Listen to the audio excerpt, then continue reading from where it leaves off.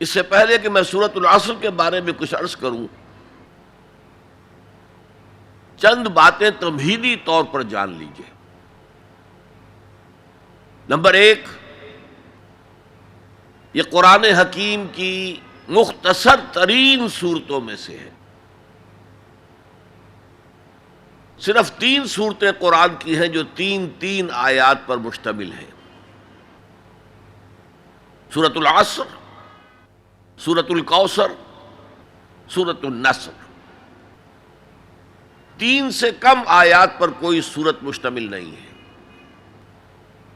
تو 3 سب سے چھوٹی صورتوں میں سے ایک سورت سورۃ العصر ہے۔ نمبر 2 یہ کہ یہ قرآن حکیم کی اولین صورتوں میں سے ہے۔ قرآن کا اسلوب یہ ہے جو سورہ ہود میں بیان ہوا، کتاب احکمت آیاتہ ثم فصلت من لدن حکیم خبیر۔ یہ ایک ایسی کتاب ہے کہ جس کی آیات پہلے محکم کی گئیں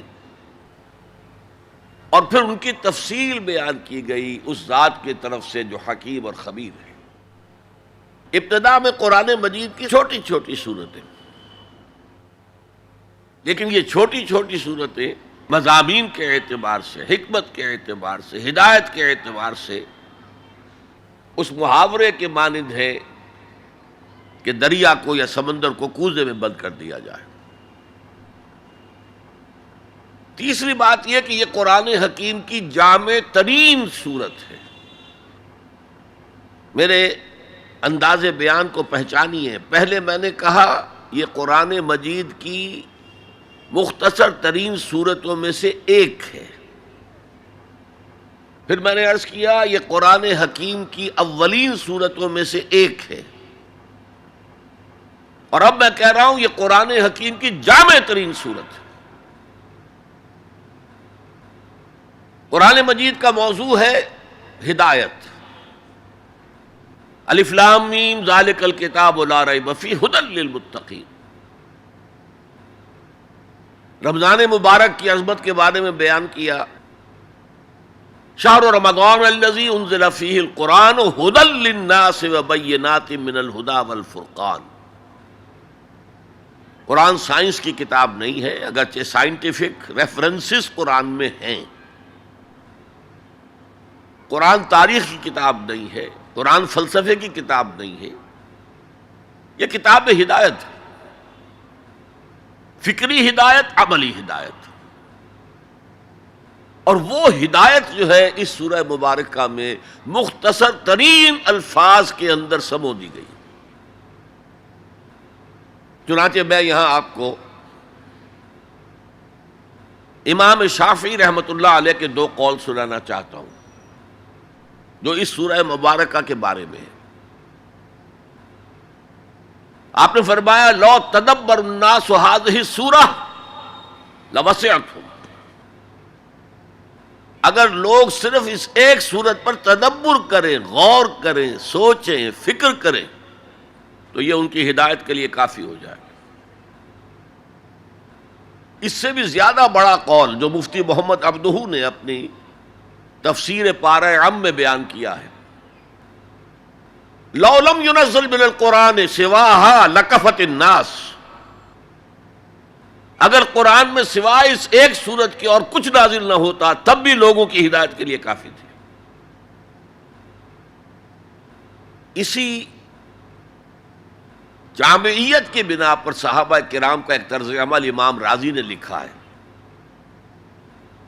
کان الرجلان من اصحاب النبی صلی اللہ علیہ وسلم اذا التقیا لم يتفرقا حتى يقرأ احدهما على الاخر سورة العصر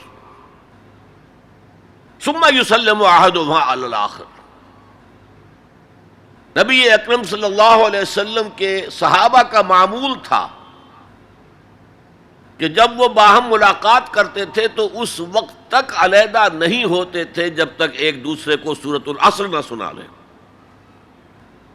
اس کے بعد وہ پھر سلام کرتے تھے اور اپنے اپنے راستے پر چلے جاتے تھے۔ یعنی تذکیر کے لیے، یاد دہانی کے لیے، ہدایت کے جملہ مراحل کو واضح کرنے کے لیے ایک ایک لفظ میں یہ سورہ مبارکہ جو ہے واقعتاً اسی کی مثال ہے کہ سمندر کو کوزے میں بند کر دیا گیا۔ ایک اعتبار سے یوں بھی کہا جا سکتا ہے کہ یہ قرآن حکیم کے مضامین کا انڈیکس ہے۔ قرآن میں کچھ تاریخی واقعات بیان ہوئے ہیں، کچھ ازل کی باتیں بتائی گئیں، آدم کی تخلیق کا مرحلہ بتایا گیا، آدم و ابلیس کا قصہ بیان کیا گیا، پھر بہت سے انبیاء کے حالات بیان کیے گئے، پھر ہمیں آخرت کی خبریں دی گئیں۔ ان سب کی طرف اشارہ ہو گیا والعصر،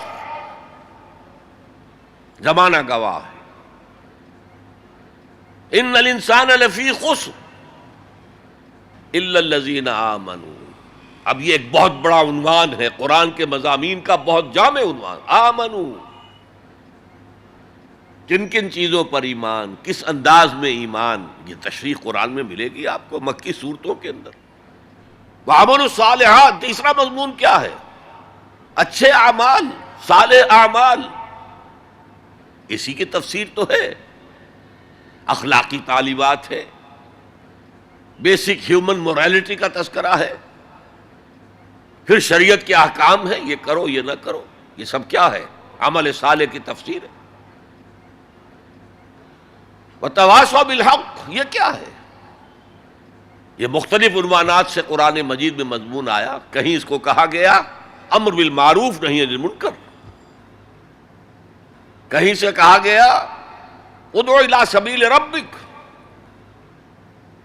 اور اس کے اوپر مفصل مضامین ہے۔ اور وتواصوا بالصبر،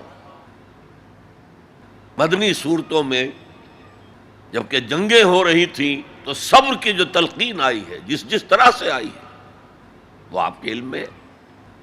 تو یہی تو مضامین ہے نا قرآن کے۔ تو گویا کہ سورۃ العصر جو ہے مضامین قرآن کا ایک جامع انڈیکس ہے۔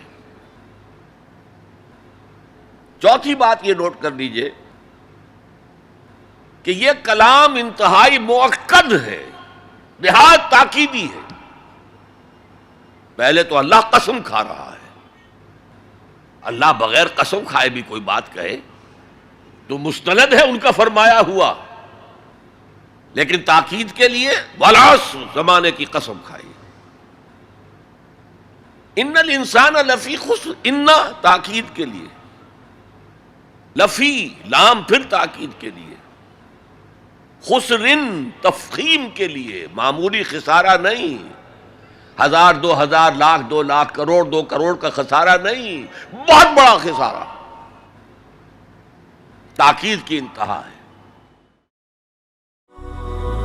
هي الحلقات تحفظني بآيات من القرآن، هي الحلقات تملأني بحب المصطفى